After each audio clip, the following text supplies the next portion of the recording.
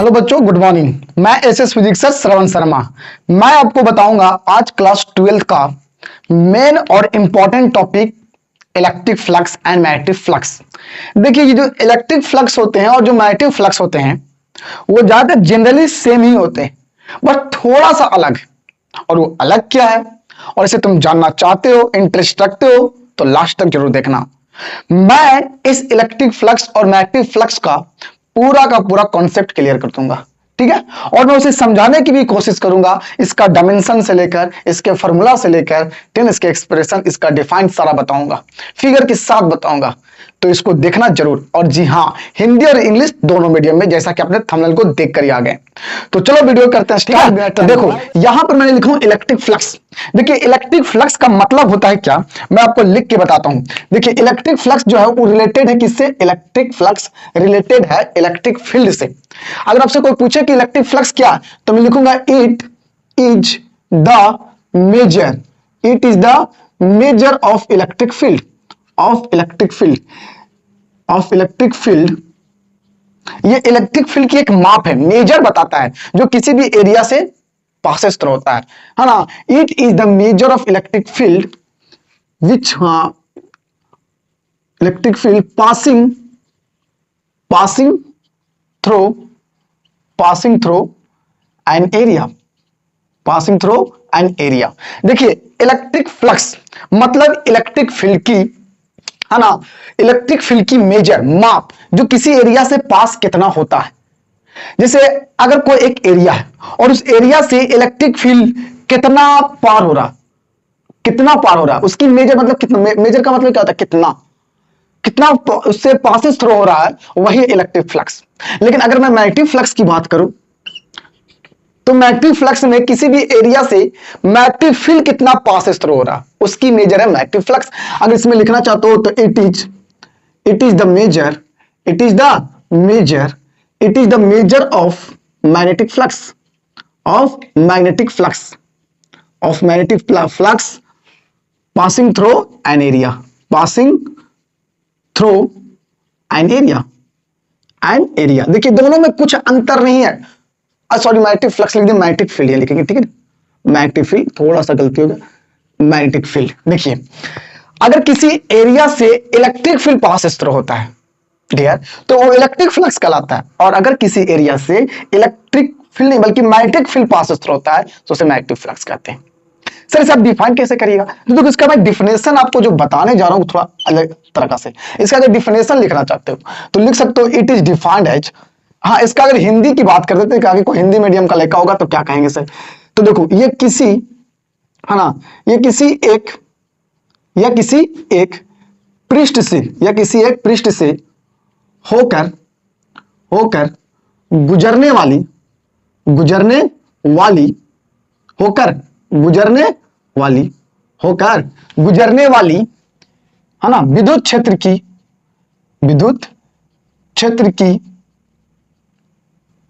माप होती है, विद्युत क्षेत्र की माप होती है। यानी कि कोई पूछेगा कि इलेक्ट्रिक फ्लक्स क्या, विद्युत फ्लक्स क्या, तो यहां पर छूट गया कि या किसी एक पृष्ठ से होकर, किसी भी एक पृष्ठ से होकर गुजरने वाली विद्युत क्षेत्र की माप होती है, विद्युत क्षेत्र, गुजरने वाला विद्युत क्षेत्र की माप। और अगर इसके हिंदी में लिखना चाहते हो तो या किसी, है ना, पृष्ठ से होकर गुजरने वाला चुंबकीय क्षेत्र की माप होती है। कौन? चुंबकीय फ्लक्स। बातें समझ में आ रहा है ना? इसकी हिंदी आप लिख लेना। क्या लिखना है? यहां पर लिखेंगे कि गुजरने वाली विद्युत क्षेत्र की जगह चुंबकीय क्षेत्र कर देना है। फिगर मैं भी बताता हूं। देखिए, इसका डिफाइन कैसे लिखोगे बाबू, इसका डिफिनेशन कैसे लिखोगे? अगर एग्जाम में आ जाएगा सर डिफाइन कैसे करेंगे, तो इसका डिफिनेशन की अगर बात करें तो लिखेंगे it is defined as, it is defined as the total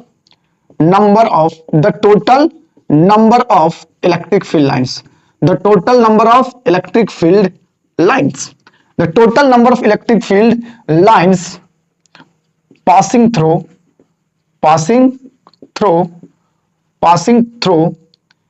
a surface area, a surface area। एक किसी भी सरफेस एरिया के द्वारा, है ना, किसी भी कंडक्टर भी हो सकता है, कोई बॉडी हो सकता है ऑफ कंडक्टर या फिर बॉडी लिख सकते हो, है ना, बॉडी कंडक्टर हो सकता है। तो अगर किसी भी बॉडी के सरफेस एरिया से, है ना, पासिंग थ्रू होता है इलेक्ट्रिक फील्ड लाइन, कितना electric, total number of electric field lines अगर पासेस थ्रू होता है किसी भी बॉडी के सरफेस एरिया से, चाहे वो नॉर्मली पासेस थ्रू, अगर देखिए नॉर्मली होगा तो मैक्सिमम होगा, वो आपका थीटा पर डिपेंड करेगा, जो मैं आपको बताऊंगा, उसी को हम लोग कहेंगे इलेक्ट्रिक फ्लक्स। अगर इसको हिंदी में लिखते हैं आप यहाँ पर इलेक्ट्रिक फील्ड लाइंस नॉर्मली लिख सकते हैं, या मैं लिख देता हूं lines normally passing through, lines normally passing through a surface area of body. जैसे में इसका हिंदी में क्या लिखोगे बाबू, इसके हिंदी में लिखोगे क्या लिखोगे, ठीक है ना, एक पृष्ठ सतह से या फिर एक पृष्ठीय क्षेत्रफल से, एक पृष्ठीय क्षेत्रफल से होकर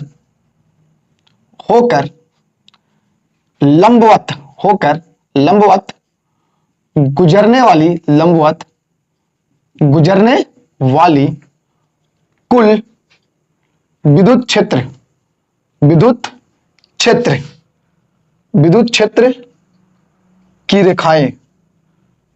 की रेखाएं या विद्युत बल रेखाएं, ऐसी जगह लिख सकते हैं आप विद्युत बल रेखाएं या फिर विद्युत बल रेखाएं, क्लियर। गुजरने वाली एक पृष्ठ क्षेत्रफल से होकर लंबवत गुजरने वाली कुल विद्युत क्षेत्र की रेखाएं या विद्युत बल रेखाएं को विद्युत फ्लक्स कहते हैं। को क्या कहते हैं? विद्युत फ्लक्स कहते हैं। बड़ा सिंपल डिफिनेशन है डियर, बहुत सिंपल डिफिनेशन है ना। और अगर तुम चुंबकीय फ्लक्स में लिखना चाहते हो तो इसमें भी डिफिनेशन वही दोगे, इसमें भी डिफिनेशन आप वही दोगे, बस यहां पर जो मैंने इलेक्ट्रिक फील्ड लिखा हूं ना, वहां पर आपको खाली मैग्नेटिक फील्ड लिखना है ना। मैं ज्यादा नहीं लिखूंगा, एक तरफ लिखूंगा, एक तरफ आपको लिखना और बताना है कमेंट करके कि सर आपने जो कहा था वो मैंने लिख दिया। क्लियर, समझ में आ रहा ना। मैं एक को बारे में बताऊंगा, दूसरा अपने आप लिखा जाएगा। मैं हिंदी इंग्लिश दोनों बता रहा हूं आपके लिए, तो वीडियो को अच्छा लगता है तो जरूर कमेंट और लाइक करना कि सर अच्छा लगा, मजा आया। क्लियर, तो मैं आपको बता रहा हूं कि आखिर में ये विद्युत फ्लक्स इलेक्ट्रिक फ्लक्स क्या होता है। तो देखो आपको भी फिगर से समझाता हूं। देखो आपको मैं फिगर से बताता हूं, आपको ज्यादा समझ में आएगा। देखिए ये कोई एक कंडक्टर है, क्लियर, मान लेते कोई एक कंडक्टर है और इससे ना बहुत सारे इलेक्ट्रिक फील्ड इस पूरे एरिया से, किससे, इस पूरे एरिया से electric field lines passes through हो रहा, electric field lines passes through हो रहा, क्लियर। इस तरह से आपका पासेस थ्रू हो रहा है। देखिए थोड़ा सा फिगर बनाऊंगा, आप लोग को ध्यान समझना, ठीक है। देखिए इस तरह से होल्ड करते हुए निकल रहा है इलेक्ट्रिक फील्ड लाइंस। ये है इलेक्ट्रिक फील्ड लाइंस या फिर विद्युत बल रेखाएं, इसको हिंदी में बोल सकते हैं, या विद्युत क्षेत्र रेखाएं। इस तरह से देखिए, क्लियर। तो ये एक एरिया हो गया, पास मारा। तो इस प्लेन एरिया से एक प्लेन सरफेस एरिया, तो प्लेन सरफेस एरिया से कुछ इलेक्ट्रिक फील्ड लाइंस बाहर निकल रहे हैं, है ना। तो कितने इलेक्ट्रिक फील्ड्स बाहर निकल रहे हैं, उस इलेक्ट्रिक फील्ड्स जितना जो बाहर निकल रहे हैं उसी को इलेक्ट्रिक फ्लक्स कहते हैं। सिंपल भाषा में बोलो डियर, तो किसी भी प्लेन एरिया से या सरफेस से होकर गुजरने वाली टोटल इलेक्ट्रिक फील्ड लाइंस को ही इलेक्ट्रिक फ्लक्स कहते हैं, ठीक है ना। तो अगर जिस एरिया से होकर गुजरेगा उस एरिया का एरिया वेक्टर होगा, तो मैं यहां पर कुछ एरिया वेक्टर ड्रॉ कर लेता हूं, छोटा सा एरिया एलिमेंट जिसकी डायरेक्शन ये वाला हो गया। देखो ये आपका इलेक्ट्रिक फील्ड है और ये आपका हो गया एरिया वेक्टर, छोटा सा एरिया एलिमेंट जो कि एक एंगल बनाता है थीटा एंगल, किसके बीच, इलेक्ट्रिक फील्ड और एरिया एलिमेंट थीटा एंगल बनाता है। बातें समझ।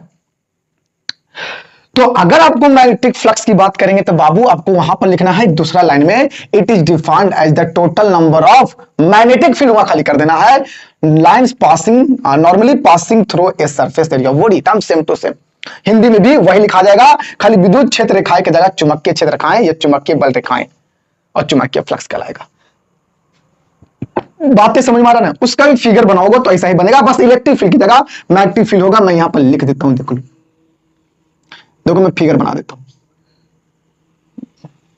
देखिए ये आपका मान लो कोई प्लेन सरफेस एरिया, क्लियर, और इससे कोई magnetic field lines pass through रहा। देखो ये मैग्नेटिक फील्ड लाइंस जो होकर गुजर रही है, क्लियर, इस तरह से ये मैग्नेटिक फील्ड लाइंस जो होकर गुजर रही है ना, इस तरह से। ये मैग्नेटिक फील्ड से मैं बी से लिखूंगा। और अगर मैं यहां पर एरिया वेक्टर बनाने की कोशिश करूं, अगर मैं इसके लिए मैग्नेटिक फ्लक्स की डिफाइन करने के लिए, तो मैंने यहां पर एरिया वेक्टर थोड़ा सा बना लेता हूं, जो कि इसके सामने होगा परपेंडिकुलर। ये आपका एरिया वेक्टर डी ए और ये आपका मैग्नेटिक फील्ड बी, और दोनों के बीच का एंगल थीटा। बात समझ रहा? तो किसी भी एरिया से कितना इलेक्ट्रिक फील्ड पासेस थ्रू रहा वो इलेक्ट्रिक फ्लक्स होगा, और किसी भी एरिया से कितना magnetic field lines passes through रहा उसकी मेजर को मैग्नेटिक फ्लक्स कहेंगे।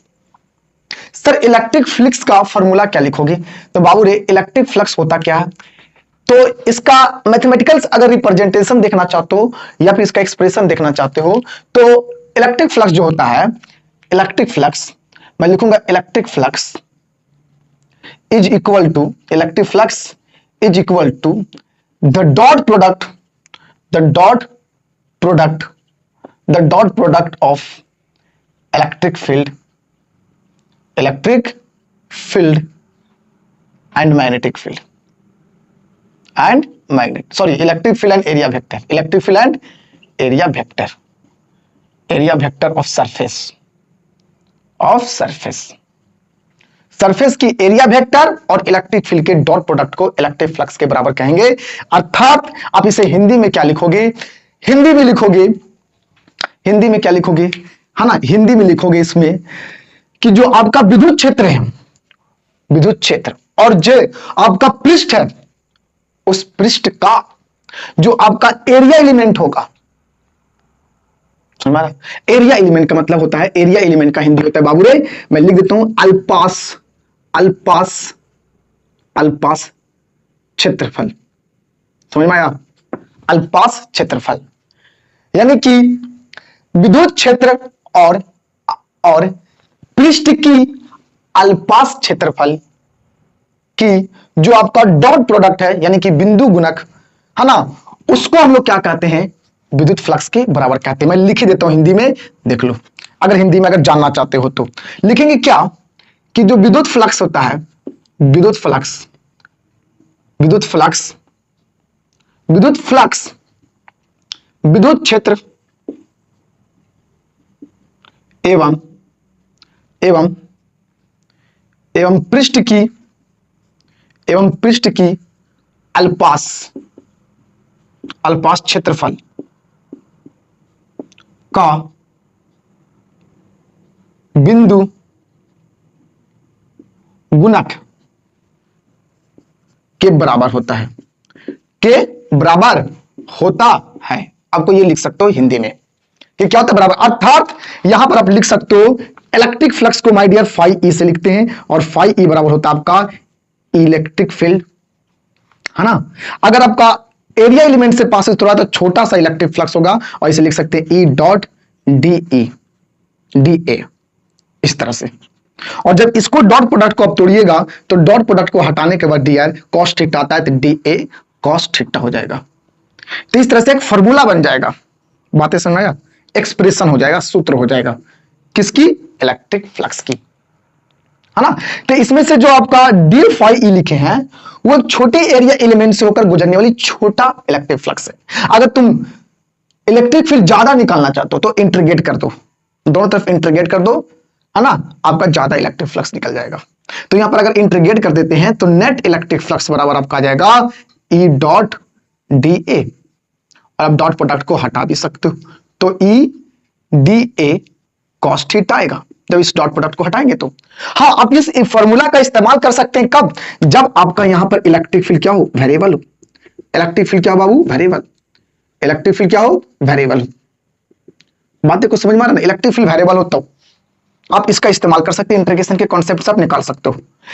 ठीक इसी प्रकार से अगर आप लिखना चाहते हो इलेक्ट्रिक फ्लक्स की जगह मैग्नेटिक फ्लक्स किसके बराबर, ये वाला इसका हिंदी इंग्लिश कर लोगे। मैं इसका अगला बता रहा हूं, मैं किसका बता रहा हूं, मैं आपको ये वाला बता रहा हूं, ये वाला इलेक्ट्रिक फ्लक्स किसके बराबर, यहां पे लिखूंगा मैग्नेटिक फ्लक्स, लिखूंगा कि मैग्नेटिक फ्लक्स जो होता है बाबू रे, मैग्नेटिक फ्लक्स, लिखूंगा magnetic flux is equal to, magnetic flux is equal to the dot product, the dot product, the dot product of magnetic field, of magnetic field, of magnetic field and area element, and area element of surface, of surface, clear. ये जो magnetic flux होता है वो magnetic field और area element के गुना करेगा। बड़ा simple है बाबू, देखो इलेक्ट्रिक फ्लक्स की जो फार्मूला होता है फाइव, वो इलेक्ट्रिक फील्ड और एरिया एलिमेंट का गुना, जबकि मैग्नेटिक फ्लक्स जो होता है मैग्नेटिक फील्ड और एरिया एलिमेंट के गुना के बराबर होता है। मैं इसका अर्थात करके मैं लिखना चाहूं डेट इज करके, तो आप यहां पर लिख सकते हो फाइव, छोटा सा एलिमेंट एरिया से पासेस होगा, एरिया एलिमेंट से छोटा मैग्नेटिक फ्लक्स बनेगा d5b, तो d5b का मतलब होता है smallest magnetic flux, smallest magnetic flux passes through the smallest area element, यानी एरिया एलिमेंट मतलब स्मॉलेस्ट होता है। यहां आप लिख सकते हो magnetic field dot product area element, और जब इससे डॉट प्रोडक्ट को हटाइएगा तब आएगा B D A cos theta. बातें समझ आया? इस तरह से आप एक फॉर्मूला लिख सकते हो। हाँ, अगर आप मैक्सिमम मैग्नेटिक फ्लक्स को निकालना चाहते हो तो आप इसके इंटीग्रेट कर सकते हो टोटल निकालने के लिए, तो इंटीग्रेट कर दोगे तो इस तरह से नेट जो नेट फ्लक्स हो जाएगा मैग्नेटिक फ्लक्स का, वो हो जाएगा बी डॉट डी ए का इंटीग्रेशन। और इस बात को ध्यान में रखना कि यहां पर जो आपका बी है वो आपका वेरिएबल हो सकता है, वेरिएबल होगा तो इसका इस्तेमाल कर सकते हैं। मैग्नेटिक फील्ड क्या हो सकता है? Variable, magnetic field not constant, मतलब मैग्नेटिक फील्ड वेरिएबल, वेरिएबल ये होगा। समझ में आया बातें? क्लियर? यहां पर सवाल ये है कि सर इलेक्ट्रिक फील्ड और मैग्नेटिक इलेक्ट्रिक फ्लक्स और मैग्नेटिक फ्लक्स किस पर डिपेंड करता है? एग्जाम में पूछ देता हूं कि सर इलेक्ट्रिक फ्लक्स कभी ज्यादा क्या बेसी हो सकता है, मतलब ज्यादा या कम हो सकता है? जी हाँ, हो सकता है। ये किसी चीज पर डिपेंड करता है, किसी फैक्टर पर डिपेंड करता है। तो मैं आपको बताता हूं कि इलेक्ट्रिक फ्लक्स, देखो इलेक्ट्रिक फ्लक्स का मतलब क्या होता है? इलेक्ट्रिक फील्ड लाइन की संख्या, नंबर, जितना ज्यादा इलेक्ट्रिक फील्ड लाइंस सरफेस से ज्यादा जाएगा, पासेस थ्रू होगा, उतना ज्यादा इलेक्ट्रिक फ्लक्स बनेगा। और मैग्नेटिक फ्लक्स की बात करें तो जितना ज्यादा मैग्नेटिक फील्ड लाइन एरिया से पासेस थ्रू होगा उतना ज्यादा मैग्नेटिक फ्लक्स होगा। तो हम कह सकते हैं कि इलेक्ट्रिक फ्लक्स और मैग्नेटिक फ्लक्स, फॉर अगर इलेक्ट्रिक फ्लक्स की मैं बात करूं कि किस फैक्टर पर डिपेंड करता है, यानी कि मैं बात करूं कि depend on which factor, depend on which factor, किस फैक्टर पर डिपेंड करता है। अगर मैं बात करूं तो पहला मैं आपको बताने की कोशिश करता हूं कि जो पहला करता है इलेक्ट्रिक फ्लक्स, वो डिपेंड करता है इलेक्ट्रिक फील्ड पर। जितना ज्यादा इलेक्ट्रिक फील्ड होगा इलेक्ट्रिक फ्लक्स उतना ज्यादा होगा, सिंपल सी बात है। और दूसरा डिपेंड करता है आपका कि इलेक्ट्रिक फ्लक्स जो होगा ना वो एरिया पर भी डिपेंड करता है। तुम ही सोचो कि जितना ज्यादा, एक एरिया छोटा एक एरिया बड़ा है, तो बताओ ज्यादा इलेक्ट्रिक फ्लक्स किसमें हो सकता है जी?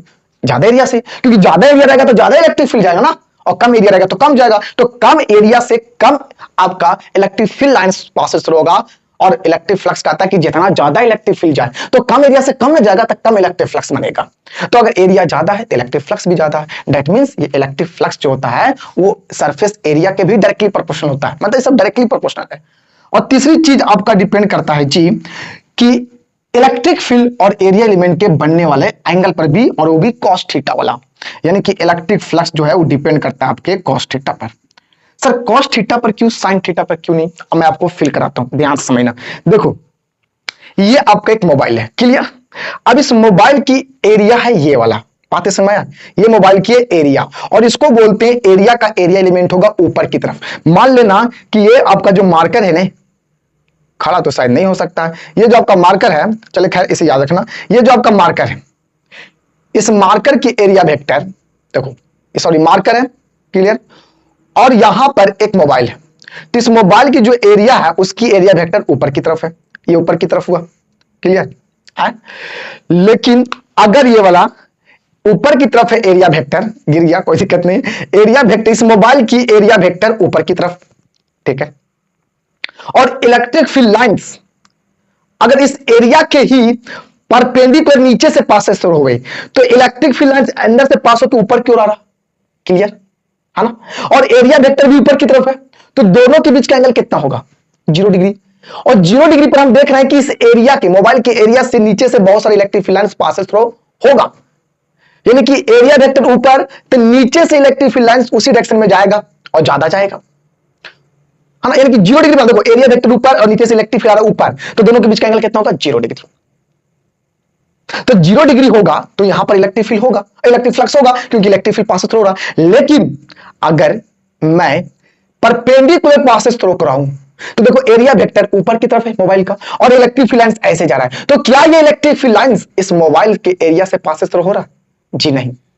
तो देख रहे हैं कि एरिया वेक्टर ऊपर इलेक्ट्रिक फील्ड लाइंस से, तो दोनों के बीच का एंगल 90 डिग्री है, तो 90 डिग्री पर हमें इलेक्ट्रिक फ्लक्स नहीं मिल रहा, तो 90 पर 0 और 0 पर मैक्सिमम मिल रहा है इलेक्ट्रिक फ्लक्स। तो 0 पर मैक्सिमम कब मिलता है? कॉस में कि साइन में? देखो 0 पर हमें मैक्सिमम कॉस थीटा, देखो कॉस 0 1 और कॉस 90 0, तो cos 0 1 होता है तो cos थीटा पर डिपेंड किया, 0 मैक्सिमम दे रहा था तो ये आपको 0 पर डिपेंड करेगा, दैट मींस cos थीटा पर डिपेंड करेगा। जस्ट लाइक अगर आपसे पूछा जाए कि मैग्नेटिक फ्लक्स किस पर डिपेंड करता है, अगर आपसे पूछे जाए कि magnetic flux depend on which factor, depend on which factor, कौन? Magnetic flux. अगर मैग्नेटिक फ्लक्स किस पर डिपेंड करता है तो वही बात बोलेंगे कि मैग्नेटिक फ्लक्स होता है वो भी मैग्नेटिक फील्ड पर डिपेंड करता है, equation first. And magnetic flux जो होता है वो भी एरिया पर डिपेंड करता है, equation third second. And magnetic flux जो होता है वो भी cos थीटा पर डिपेंड करता है, और तीनों को मिला दोगे तो आपका फॉर्मूला निकल के आ जाएगा फाई ई बराबर, यहां पर आ जाएगा आपका ई ए cos थीटा। देखिए ई ए cos थीटा, और यहां से आपका हो जाएगा फाई बी बराबर बी ए cos थीटा, जहां आपको पता है कि बी का मतलब मैग्नेटिक फील्ड, एक मतलब area element, theta magnetic field और एरिया के बीच की एंगल। तो इस तरह से मैंने आपको इलेक्ट्रिक फ्लक्स, मैग्नेटिक फ्लक्स बहुत समझाया और समझाने की कोशिश किया। अगर आपसे कोई पूछे कि इलेक्ट्रिक फ्लक्स का एसआई यूनिट क्या होता है, तो इलेक्ट्रिक फ्लक्स का एसआई यूनिट की अगर समझना चाहते हो, जानना चाहते हो, तो ध्यान समझना कि अगर इसकी मात्रा की बात करते हैं, यूनिट की बात करते हैं, अगर यूनिट की, तो यूनिट होता है वोल्ट इंटू मीटर, या बोल सकते हैं न्यूटन। देखो यहां से निकाल सकते हो, देखो न्यूटन पर मीटर, न्यूटन पर मीटर इसका होता है, किसका? इलेक्ट्रिक फील्ड का न्यूटन पर मीटर, और एरिया तो क्या हो जाएगा न्यूटन, न्यूटन पर कुलाम होता है ना, सॉरी। देखो इलेक्ट्रिक फील्ड का मात्रक कुछ होता है, इलेक्ट्रिक फील्ड का मात्रक होता है आपका न्यूटन पर कुलाम, न्यूटन पर कुलाम। तो यहां पर लिख सकते हैं न्यूटन पर कुलाम, और इसका लिख सकते हैं एरिया का मीटर स्क्वायर, तो हो जाएगा न्यूटन मीटर स्क्वायर पर कुलाम, एक मात्रक बन जाएगा किसका? इलेक्ट्रिक फ्लक्स का। अगर इसकी मात्रक की बात किया जाए, इसकी यूनिट की बात किया जाए कि सर मैग्नेटिक फ्लक्स का यूनिट क्या होगा, तो मैग्नेटिक फ्लक्स का जो यूनिट होगा वो याद रखना, इसका वेबर होता है। क्या होता है? वेबर, जिसे WB से लिखते हैं, या फिर आप यहां से भी निकाल सकते हो tesla metre square, tesla metre square, tesla into metre square, ये आप निकाल सकते हो। तो अगर आपका यहां से डायमेंशन पूछे, डायमेंशन क्या होगा सर? डायमेंशन, डायमेंशन फॉर्मूला अगर पूछ दे तो न्यूटन के लिए डायमेंशन क्या होता है? देखो न्यूटन क्या होता है, वो KG metre per second square, ये न्यूटन का हो गया, और फिर यहाँ मीटर स्क्वायर, और नीचे कुलाम का एम्पियर सेकेंड, तो यहां से इसका डायमेंशनल फॉर्मूला निकाल सकते हो। क्या हो जाएगा? केजी के बदले में एम, एम और एम स्क्वायर यानी एल के पावर 3, और सेकेंड स्क्वायर या सेकेंड टी के पावर -3 और ए के पावर -1, ये आपका हो जाएगा डायमेंशनल फॉर्मूला किसकी? आपका हो जाएगा इलेक्ट्रिक फ्लक्स की। अगर मैग्नेटिक फ्लक्स के अगर पूछा जाए कि सर मैग्नेटिक फ्लक्स के डायमेंशन क्या होगा, तो डियर अगर इसकी डायमेंशन की बात किया जाए, इसकी डायमेंशन की बात किया जाए, तो देखो ध्यान से समझना, इसकी डायमेंशन को भी निकालना आसान है। यहाँ पर क्या टेस्ला लिखा हुआ है, आपको पता होगा कि एक मैग्नेटिक फील्ड बी बराबर फार्मूला होता है बॉस, फार्मूला क्या होता है? बी बराबर फोर्स अपॉन एम नॉट, जहां की ये पोल स्ट्रेंथ है, तो इसके बराबर हो जाएगा न्यूटन पर एम्पियर मीटर, इसका पोल स्ट्रेंथ का मात्रक होता है। तो न्यूटन का क्या होगा? KG metre per second square, और ये एम्पियर यहां पर मीटर, मीटर से मीटर कट जाएगा, तो यहां पर आ जाएगा डायमेंशन क्या? देख लो, एम के पावर 1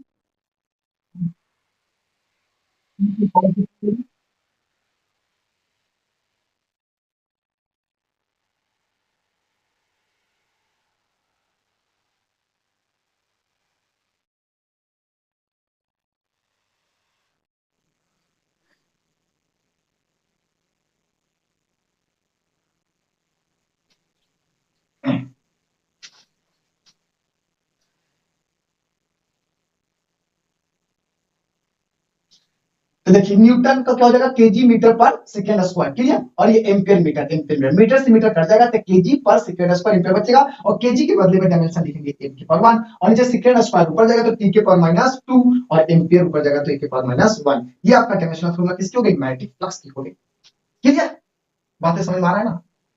तो यहां पर हम आपको डायमेंशनल फॉर्मूला भी बताया, यूनिट भी बताया। एक बात और आपको मैं बताता हूं कि यहां पर अगर आप ध्यान से देखते हैं, ध्यान से देखो, यहां पर इलेक्ट्रिक फील्ड इंटर कर रहा, तो इंटर करने वाला का इलेक्ट्रिक फील्ड को इनवर्ट फ्लक्स कहते हैं। तो यहां पर आपको बनेगा इनवर्ट फ्लक्स। मैं लिखे तो इनवर्ट फ्लक्स इलेक्ट्रिक फील्ड में, और यहां से इलेक्ट्रिक फील्ड बाहर निकल रहा है तो इसको बोलते हैं आउटवर्ड इलेक्ट्रिक फ्लक्स। आउटवर्ड, है ना, समझने की कोशिश करो। यहां पर एरिया में इंटर कर रहा है इलेक्ट्रिक फील्ड, इसलिए इनवर्ट इलेक्ट्रिक फ्लक्स, और बाहर निकल रहा है तो outward electric flux. Just like इसी में होगा inward magnetic flux, inward magnetic flux और outward magnetic flux, outward magnetic flux. एक बात बताओ हमको कि यहां से इलेक्ट्रिक फ्लक्स तो इंटर कर रहा है जी, ऐसे समझता है। देखो ये मोबाइल की इसको देखो ध्यान से, ये आपका एरिया हो गया, तो इसका एरिया एलिमेंट तुम्हारी तरफ, क्लियर, ध्यान समझना। आप एरिया को जिधर से देखोगे एरिया एलिमेंट आपका उधर ही होगा। तो अगर आप इसको देख रहे हो तो ये आपका क्या हो गया, पूरा आपका ये एरिया हो गया, क्लियर। तो इसका एरिया एलिमेंट क्या होगा, आपकी तरफ होगा। एरिया एलिमेंट का डायरेक्शन, एरिया एलिमेंट का डायरेक्शन आपकी तरफ होगा, इसका पूरे एरिया का एरिया डायरेक्शन आपकी तरफ होगा। और मैं इधर देख रहा हूं तो इसकी एरिया का एरिया डायरेक्शन मेरे तरफ होगा। तो अगर ध्यान से समझना, अगर आप इसको देख रहे हैं तो इसका एरिया वेक्टर, इस पूरे मोबाइल की एरिया आपकी तरफ होगा, यानी कि इसका एरिया वेक्टर की डायरेक्शन आपकी तरफ है। और इलेक्ट्रिक फील्ड इधर से इंटर कर रहा, इधर से निकल रहा, तो ये ऑटोवर्ड हो गया ना, तो ऑटोवर्ड निकल रहा और एरिया भी उधर है, एरिया वेक्टर भी उधर और इलेक्ट्रिक फील्ड उधर जा रहा। तो ये दो निकलने वाला के बीच में थीटा कितना बनेगा, यहाँ पर थीटा बनेगा 0 डिग्री। लेकिन ध्यान से समझना, ऐसे अगर हम देख रहे हैं तो यहां से एरिया वेक्टर तुम्हारी तरफ है,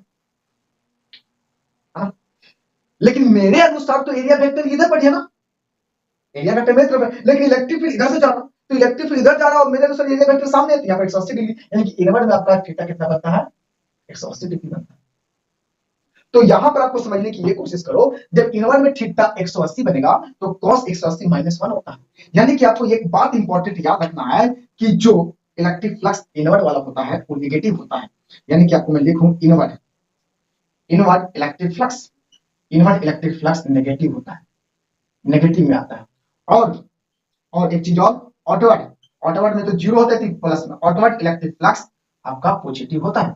इस बात को याद रखना। सेम टू सेम उसमें भी हाल है बाबू, इसमें भी वही हाल है, इसमें भी वही हाल है कि अगर आपसे पूछे कि इनवर्ट, इनवर्ट इंटर करने में आपको बनेगा 180 डिग्री और आउटवर्ड में थीटा 0 डिग्री, तो इनवर्ट जो आपका मैग्नेटिक फ्लक्स होगा वो आपका नेगेटिव होगा, इसके बारे में ध्यान समझ लो। और जो आपका आउटवर्ड जो मैग्नेटिक फ्लक्स होगा, आउटवर्ड जो मैग्नेटिक फ्लक्स, जो निकलने वाला मैग्नेटिक फ्लक्स होगा वो आपको पॉजिटिव होगा। ये बातें को ध्यान से समझो, समझ रहा। तो इस तरह से मैंने आपको पूरी तरह से हिंदी और इंग्लिश में सब समझाने की कोशिश की हूं। विमाएं, सूत्र, मात्रा, वेबर, वेबर का हिंदी में वेबर ही होता है ना, इस बात को याद रखना। और ये किस फैक्टर पर डिपेंड करता है, मतलब ये किस, हाँ, किस बातों पर निर्भर करता है, चुंबकीय फ्लक्स और विद्युत फ्लक्स। ये आपको तो इतना तो आपको हिंदी करने आता ही होगा, बाकी फॉर्मूला का क्या मैं हिंदी करूं, ठीक है। तो अगर ये आपको वीडियो अच्छी लगती हो तो वीडियो को शेयर और सब्सक्राइब चैनल को जरूर करना। मिलेंगे अगले वीडियो में एक नए टॉपिक के साथ, तब तक के लिए